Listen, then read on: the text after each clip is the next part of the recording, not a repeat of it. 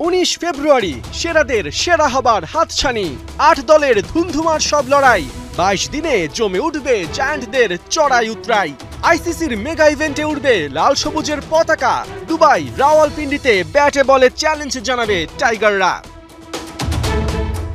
অবশেষে আইসিসির দেয়া ডেডলাইনে বাংলাদেশের প্রাথমিক স্কোয়াড ঘোষণা করল বিসিবি, যেখানে প্রথমবারের মতো আইসিসি ইভেন্ট থেকে বাদ পড়লেন সাকিব আল হাসান। বোলিং নিষেধাজ্ঞা থাকায় শুধু ব্যাটার সাকিবে আস্থা রাখতে পারেননি নির্বাচকরা।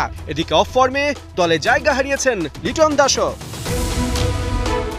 15 সদস্যের স্কোয়াডকে নেতৃত্ব দেবেন নাজমুল হোসেন শান্ত।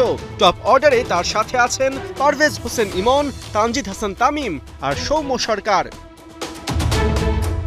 অভিজ্ঞ আর তারুণ্যের মিশেলে তৈরি করা হয়েছে টাইগারদের মিডল অর্ডার। মুশফিকুর রহিম, মাহমুদুল্লাহ রিয়াদের সাথে আছেন তাওহিদ হৃদয় আর জাকের আলী অনিক।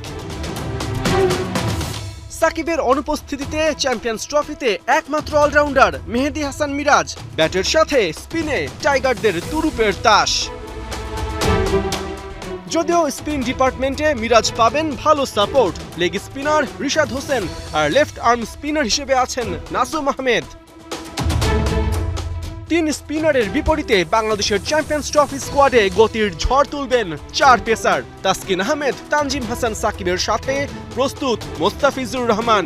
তবে বড় নামটা নাহিদ রানা।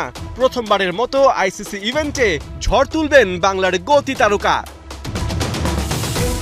সব ঠিক থাকলে এই 15 জনই টাইগার জার্সিতে মাতাবেন মিনি বিশ্বকাপ খ্যাত চ্যাম্পিয়ন্স ট্রফি, যেখানে গ্রুপ পর্বের প্রথম ম্যাচ 20 ফেব্রুয়ারি দুবাইতে, প্রতিপক্ষ ভারত। বাংলাদেশের এরপরের গন্তব্য রাওয়ালপিন্ডি, যেখানে 24 ফেব্রুয়ারি নিউজিল্যান্ড আর 27 ফেব্রুয়ারি পাকিস্তানের মুখোমুখি হবে টাইগাররা।